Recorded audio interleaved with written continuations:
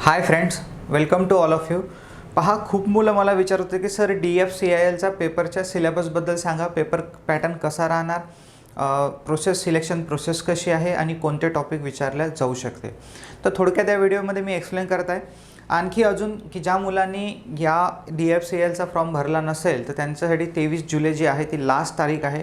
Date extend केलेली आहे पूर्ण अख्खे 2 महिने. तर तुम्ही ज्यांनी फॉर्म भरला नसेल तर त्यांनी भरून घ्याल. अपेक्षा आहे की सगळ्यांनीच फॉर्म भरला असेल आणि या एक्झामसाठी वायरमन आणि इलेक्ट्रिशियन असे दोन्ही मुलं पात्र आहेत. तर मी थोडक्यात पहिले डिटेल देऊन देतो तुम्हाला. पहा, DFCIL recruitment 2021 dedicated freight corridor corporation of India limited. DFCIL हे त्याचं कंपनीचं नाव आहे. गव्हर्नमेंट ऑर्गनाइज कंपनी आहे. याच्यामध्ये तुम्हाला परमनंट जॉबची संधी आहे. पोस्ट नेम आहे ज्युनियर एक्झिक्युटिव्ह. पहा, टेक्निशियन नाही, ज्युनियर एक्झिक्युटिव्ह म्हणजे चांगल्याच प्रकारची पोस्ट आहे. इलेक्ट्रिकल म्हणून ज्युनियर एक्झिक्युटिव्ह आणि टोटल पोस्ट ज्या आहेत त्या इथे 135 आहे. तर इथे ह्या ज्या पोस्ट आहे 135 ह्या इलेक्ट्रिशियन आणि वायरमनसाठी मी सांगत आहे. तशा टोटल पोस्ट 1000च्या जवळपास आहे. बाकी इंजिनिअरिंग पॉलीवाल्या मुलांसाठी पण आहे आणि ITI ग्रॅज्युएशन मुलांसाठी पण आहे आणि ITI आणि प्लस ग्रॅज्युएट मुलांसाठी 200 अजून वेगळ्या पोस्ट आहे. सो तुम्ही फक्त त्याचा सिलेबस वेगळा आहे म्हणून मी ते कवर केलं नाही. याच्यामध्ये पूर्ण जाहिरात तुम्हाला माझी नोकरी किंवा आणखी यांच्या वेबसाईटवर मिळून जाणार DFCILच्या. तिथून तुम्ही रीड करून पूर्ण डिटेल्स वाचून हा फॉर्म भरू शकता. तर थोडक्यात मी एक्सप्लेन करतो. फक्त या पोस्टबद्दल मी सध्या एक्सप्लेन करतो आहे. ज्युनियर एक्झिक्युटिव्ह जे ITIच्या मुलांसाठी आहे. तर क्वालिफिकेशन्स काय आहे तर त्याच PDF मधला हा स्क्रीनशॉट आहे क्वालिफिकेशनचा. सगळ्यात पहिले ज्युनियर एक्झिक्युटिव्ह पोस्ट जे आहे इथे त्यात 35 आहे. कॅटेगरी वाईज डिवाईड केलं आहे. तिथे मी एवढं एक्सप्लेन करणार नाही. फक्त इथे लक्ष द्या की यांचं क्वालिफिकेशन काय म्हटलेलं आहे यांनी. तर मॅट्रिक्युलेशन विथ मिनिमम 60%. इथे हे एक अट खूप महत्त्वाची आहे की तुम्हाला 10वीमध्ये मिनिमम 60% गुण असणं गरजेचं आहे. म्हणजे 60पेक्षा जास्तच पाहिजे. 60 किंवा 60पेक्षा जास्त. ज्यांचे 60पेक्षा कमी गुण असेल ते याला या एक्झाम म्हणजे या पोस्टसाठी अप्लाय करू शकत नाही. हे झाली पहिली अट की तुम्हाला 10वीमध्ये 60% पाहिजे. दुसरी की तुमचा ITI कंप्लीट झालेला पाहिजे. ओके, ITI कंप्लीट झालेला पाहिजे. SCVT किंवा NCVTमध्ये 2 वर्षाचा. आणि त्याच्यानंतर मग आहे की कोणकोणते ट्रेड याला भरू शकतात. तर इलेक्ट्रिकल म्हणजे आता हा इलेक्ट्रिकल ट्रेड तर कधी मी पाहिला नाही आहे पण असू शकते. तसे इलेक्ट्रिशियन आणि वायरमन हे 2 ट्रेड याला अप्लाय करू शकतात. जे इम्पॉर्टंट आहे. खूप जास्त पोस्ट आहे. 135 स्टार लागला आहे म्हणजे फ्युचरमध्ये पोस्ट जे आहे ते वाढू शकतात. जनरली पोस्ट खूप कमी होतात. कमी होतच नाही, उलट पोस्ट जे आहे ते वाढतातच. तर इलेक्ट्रिकल इलेक्ट्रिशियन वायरमनमध्ये ज्यांचा ITI झालेला आहे 2 वर्ष NCVT किंवा SCVT ते याला अप्लाय करू शकतात आणि 10वीमध्ये त्यांना 60% मार्क्स पाहिजे. त्याच्यानंतर आहे एज लिमिट. तर एज लिमिट जे आहे तिथे ज्युनियर मॅनेजर एक्झिक्युटिव्ह वगैरे आपण याच्यासाठीच पाहू. फक्त ज्युनियर एक्झिक्युटिव्हसाठी जी आपली पोस्ट आहे त्यासाठी पात्रता आहे 18 ते 30 वर्ष. अख्खे 30 वर्ष मित्रांनो, ओपन कॅटेगरीवाल्या मुलांसाठी. ओके, की मॅक्झिमम 30 वर्ष म्हणजे पहा चांगली संधी आहे आपल्यासाठी. आणि सोबत जे हे शेड्यूल कास्ट असतात आपल्या, ठीक आहे, तर त्यांच्यासाठी कसं 5 इयर जे आहे फॉर SC ST आहे. त्यानंतर 3 इयर जे आहे ते OBC नॉन क्रिमिनल कॅन्डिडेटसाठी आहे NCL. 3 वर्ष OBC नॉन क्रिमिनल, 5 वर्ष SC ST कॅन्डिडेटसाठी आहे.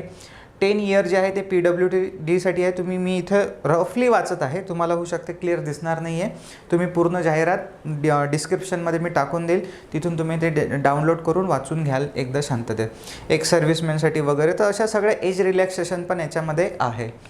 त्याच्यानंतर मग सिलेक्शन प्रोसेस कशी आहे. तर सिलेक्शन प्रोसेसमध्ये सगळ्यात पहिले एक्झाम पेपर, ऑनली 1 पेपर आहे तुमचा. एकाच पेपरमध्ये 1 पेपर, खतम काम. ओके.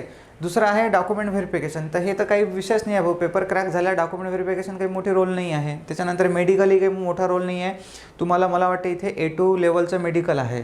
A2 लेवलचं मेडिकल स्टँडर्ड जे आहे ते A2 लेवलचं आहे. म्हणजे चष्मा वगैरे असला तर चालतो. त्याच्यानंतर मग ऑर्डर आणि जॉईनिंग, बस खतम काम. आणि सेंट्रल गव्हर्नमेंटची पोस्ट आहे. चांगल्यापैकी पगार पण आहे. अप्लाय करायला काही हरकत नाही आहे. फक्त DD जो आहे तो तुम्हाला 700 रुपयाचा आहे. खूप चांगले पोस्ट आहे. आणि चांगला जर अभ्यास केला ना तर आपण एक चांगलं, आता पहा जुलैपर्यंतचं फॉर्म भरण्याची डेट आहे. येत्या 2-4 महिन्यामध्ये, पुढे 2 महिन्यामध्ये तर एक्झाम होईलच त्यांची. आणि तुम्ही 2 महिने इमानदारीनं जरी चांगला अभ्यास केला तर आपली हे पोस्ट निघू शकते. फक्त एवढा की कॉम्पिटिशन ऑल ओव्हर महाराष्ट्रासाठी आहे, पण ऑल ओव्हर इंडियासाठी आहे. ऑल ओव्हर इंडियासाठी आहे. तर काही गरज नाही आहे. तुमचा अभ्यास जर चांगला असेल, तुम्ही बऱ्यापैकी थेअरी आणि MCQचं जर प्रॅक्टिस करत असाल तर नक्की आपली ही एक्झाम निघू शकते. ठीक आहे, एक्झाममध्ये त्या 2 तासामध्ये आपले स्टार बदलू शकते जर आपण थोडा जरी अभ्यास केला तर. त्याच्यानंतर मग आहे एक्झाम पेपर डिटेल्स. तर पार्ट 1 पार्ट 2 असे 2 पार्ट केले आहे यांच्यामध्ये. पार्ट 1मध्ये ते 60 प्रश्न टाकणार आणि 60 मार्क्ससाठी, म्हणजे एक प्रश्न जो आहे तो 1 मार्कासाठी आहे.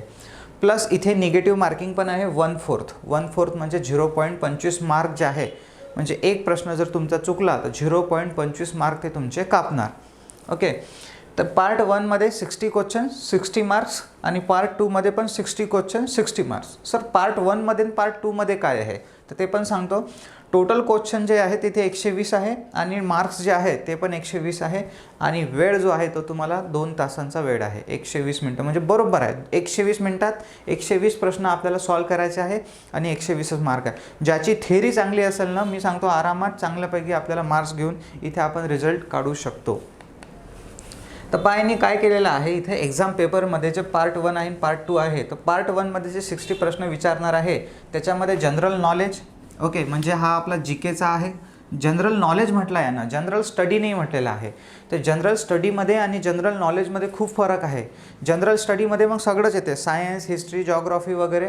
तसं इथे पण आहे म्हणा जनरल नॉलेजमध्ये, म्हणजे तुमचं थोडं प्रमाणात येतेच पण खूप डिटेलमध्ये नाही येत. ओके, GS म्हटल्यावर खूप डीपमध्ये असते, म्हणजे जसं MPSC UPSC लेवलला करतो आपण ते. आणि GK म्हणजे आहे तेच सब्जेक्ट पण थोड्या लेवलला विचारतात. ओके, सो मी जे तुम्हाला एका बुक सजेस्ट केलं होतं मनोहर पांडे सरांचं अरियन पब्लिकेशनचं, ते बुक याच्यासाठी सफिशियंट राहणार. न्यूमेरिकल ॲबिलिटी, ते पण न्यूमेरिकल ॲबिलिटी म्हणजे आपलं क्वांटिटेटिव्ह ॲप्टिट्यूड जे आहे तो सब्जेक्ट आहे.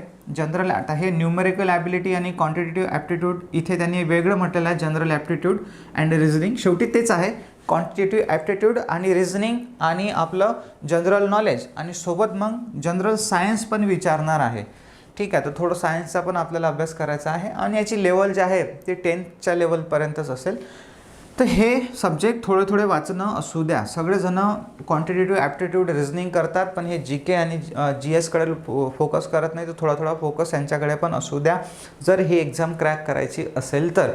आणखी सांगतो मित्रांनो, कोणतीही एक्झाम क्रॅक करण्यासाठी फक्त असं तुम्ही म्हणाल की मी हा सब्जेक्ट करत नाही, याच्याशिवाय एक्झाम काढून घेईल, तर तसं होत नाही. जर तुम्हाला ती एक्झाम काढायची असेल तर सगळेच सब्जेक्ट येणं गरजेचं असते, कारण की 2-2, 4-4 मार्कांना मुलं मग कटून जातात. आणि कारण की तुम्हाला जर हा सब्जेक्ट जमला नाही तर इतर कोणाला जमतो, म्हणून एकदम सोडून दिल्यापेक्षा थोडा तरी करून घ्या. त्याच्यानंतर पार्ट 2 आहे 60 क्वेश्चन याच्यामध्ये. आता यांनी पहा या पार्ट 2मध्ये रे काय केलेलं आहे की इथे हा जो काही इथे यांनी सिलेबस टाकलेला आहे हा ॲक्च्युली हे सगळे जेवढे काही आहे सब्जेक्टचे नावं आहेत इंजिनिअरिंगचे. आता ITIच्या मुलांना इंजिनिअरिंगच्या सब्जेक्टचे नावं द्यायची काही पहिली गोष्ट आवश्यकताच नव्हती. ओके, हे माझं ओपिनियन आहे. कारण की यांनी काय म्हटलेलं आहे इथं मी तुम्हाला असे सांगतो की कंट्रोल सिस्टीम, त्याच्यानंतर मग हा सिग्नल सिस्टीम कुठे गेला याच्यामध्ये आहे कंट्रोल सिस्टीम. त्याच्यानंतर मग आहे ॲनालॉगही तुम्हाला एवढं डिटेलमध्ये विचारत नाही. तर सिग्नल सिस्टीम आणि हे ॲनालॉगही एवढ्या खूप मोठ्या डिटेलमध्ये विचारत नाही. आणि हे ड्राईव्ज वगैरे पण नाही, एवढे पण नाही विचारत. तर हे सगळे जे आहे सिलेबस हे सिग्नल सिस्टीम आणि कंट्रोल सिस्टीम, ॲनालॉग सिस्टीम हे तर दूरपर्यंत ITIच्या सिलेबसमध्ये नाही. ITIच्या सिलेबस नाही, इवन पॉलीच्या पण नाही रे बा. पॉलीच्या सिलेबसमध्ये आता कुठंतरी आलं असेल कंट्रोल सिस्टीम, पण हे पण नाही आहे. तर हा सगळा सिलेबस त्यांनी इंजिनिअरिंगचा पूर्ण कॉपी पेस्ट करून पुट केला. मी तर सांगू शकतो की हा सिलेबसच ITI मुलांचा नाही आहे, कारण त्यांना कुठं 20-25 चॅप्टर असतात. तर इथे पण एक गोष्ट लक्षात ठेव जा की हाच इम्पॉर्टंट कन्सेप्ट तुमचा दूर करण्यासाठी मी हा व्हिडिओ बनवत आहे, म्हणून इथे जास्त बोलत आहे की इलेक्ट्रिकल सर्किट अँड फील्ड जे आहे त्याच्यामध्ये तुमचं basic electricity, magnetic theory, electric field theory हे 3-4 चॅप्टर याच्यामध्ये कवर होतील. म्हणजे तुम्हाला तिथे प्रश्न विचारू शकतात. दुसरा सिग्नल अँड सिस्टीम तर तुम्ही सोडूनच देणार, कारण तुमचं बॅकग्राऊंडच नाही आहे इंजिनिअरिंगचं, तर मग तुम्ही कसे काय त्याचा अभ्यास करणार आणि कसे काय प्रश्न सॉल्व्ह करा. आता एक गॅरंटी अशी नाही की त्यांनी प्रश्न जर विचारले चुकून, त्यांनी जसं इथं सिलेबस दिलेला आहे आणि जसा दिला आहे सिग्नल अँड सिस्टीम आणि त्यांनी प्रश्नही सिग्नल अँड सिस्टीमवरच विचारले, तर भाऊ तुम्हाला ITIवाले मुलं सगळे फॉर्म भरणार आहे. आणि जर तुम्हाला नाही आला तर दुसऱ्यालाही नाही येणार. त्याच्यामुळे तिथं घाबरू नका. जेवढं तुम्ही ITIमध्ये शिकले आहे तेवढं चांगल्या तऱ्हेनं करा. त्याच्यानंतर मग आहे इलेक्ट्रिकल मशीन. तर बरोबर आहे, इथं तुमच्या 3 phase induction machine, single phase induction machine, DC motor, DC generator, synchronous machine वगैरे सगळं हे तुमचे इलेक्ट्रिकल मशीनमध्ये कवर होतील. म्हणजे पहा, यांनी जे एक एक नावं सांगितले ना, त्याच्यामध्ये आपल्या ITचे 5-6 चॅप्टर बसलेले आहेत. पॉवर सिस्टीममध्ये मग तुमचा चॅप्टर येतो generation, transmission, distribution, switch gear and protection वगैरे. हे सगळे चॅप्टर तुमच्या पॉवर सिस्टीममध्ये कवर होतील. त्याने इकॉनॉमिक वगैरे पण आहे. इकॉनॉमिक्स जे असते जनरेशनचं ते पण तुमचं याच्यामध्ये कवर होईल पॉवर सिस्टीममध्ये. त्याच्यानंतर मग आहे इलेक्ट्रिकल अँड इलेक्ट्रॉनिक्स मेजरमेंट. तर मेजरमेंट आपल्याला पण आहे ITमध्ये मेजरमेंट चॅप्टर, आणि हा मेजरमेंट टॉपिक पण खूप इम्पॉर्टंट आहे. खूप सारे बारीक प्रश्न इथं विचारले जातात. त्याच्यानंतर मग ॲनालॉग आपल्याला कमी आहे, पण डिजिटल इलेक्ट्रॉनिक्स आपण डीपमध्ये शिकतो. पॉवर इलेक्ट्रॉनिक्स पण आपण डीपमध्ये शिकतो, आणि इलेक्ट्रॉनिक्स जे आहे बेसिक इलेक्ट्रॉनिक्स ते पण शिकतो. म्हणजे या पुऱ्या सिलेबसमध्ये फक्त सिग्नल सिस्टीम, कंट्रोल सिस्टीम जर सोडला आणि थोडंसं फक्त ॲनालॉग जर सोडलं तर हा सिलेबस आपल्या सिलेबसशी मॅच होतो. पण तुम्ही म्हणसाल की सर हे सिग्नल सिस्टीम आणि कंट्रोल सिस्टीम तर आपल्यात नाही, तर ते नाही आहे आपल्या याच्यात. ठीक आहे, तो सिलेबसच नाही आपला. तसं त्यांनी सगळ्यात पहिले तिथं चॅप्टरची नावं टाकायला पाहिजे होतं, पण त्यांनी पूर्ण धडला आणि पूर्ण इलेक्ट्रिकलचे सब्जेक्ट जे आहे इंजिनिअरिंगचे ते इथे कॉपी पेस्ट करून दिले. असो, तर पहा, तर हे झाले आपले पार्ट 1 आणि पार्ट 2. बाकी मग सॅलरी, जॉब वगैरे हे तुम्हाला सगळं त्या PDF मिळेल. मी इथे त्याच्याबद्दल डिस्कस करणार नाही, कारण की हे सगळे जॉब लोकेशन तर ऑल ओव्हर इंडियाच राहणार. जिथं त्यांचे प्लॅन्ट्स आहे DFCILचे. त्याच्यानंतर फॅसिलिटी तर सेंट्रल गव्हर्नमेंटच्या सगळ्याच फॅसिलिटी तुम्हाला लागेल. सॅलरी मी कॅल्क्युलेट केली नाही आहे, अंदाजे 35-35च्या जवळपास तुम्हाला मिळून जाणार. तर हे झालं सगळं या ॲडबद्दल. बाकी अजून काही तुमचे डाऊट्स असेल तर तुम्ही मला कमेंट सेक्शनमध्ये विचारू शकता. आणि एक्झाम जर काढायची असेल तर आजपासून स्टडीला सुरुवात करा. काहीही असो, जर तुम्हाला एक्झाम फॉर्म भरला असेल तर थोडा तरी अभ्यास करा.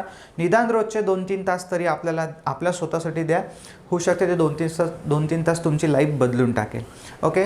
आणि ज्यांना ऑनलाईन किंवा ऑफलाईन बॅच जॉईन करायची आहे माझ्या अकॅडमीमध्ये, त्यांनी नॉलिफाय ॲप डाउनलोड करून किंवा मग माझ्या दिलेल्या नंबरवर कॉन्टॅक्ट करून तुम्ही इन्फॉर्मेशन घेऊ शकता.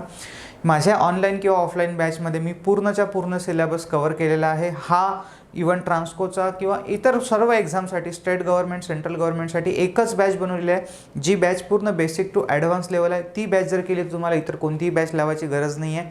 A to Z बारीक सारीक सगळे प्रश्न तुमचे कवर होतील. दोन्ही लँग्वेजमध्ये आहे, इंग्लिश, मराठी. म्हणजे तुम्हाला तुमचा बऱ्यापैकी म्हणजे खूप चांगल्या प्रकारे स्टडी होईल, जो इम्पॉर्टंट आहे. सो ठीक आहे, थँक्यू.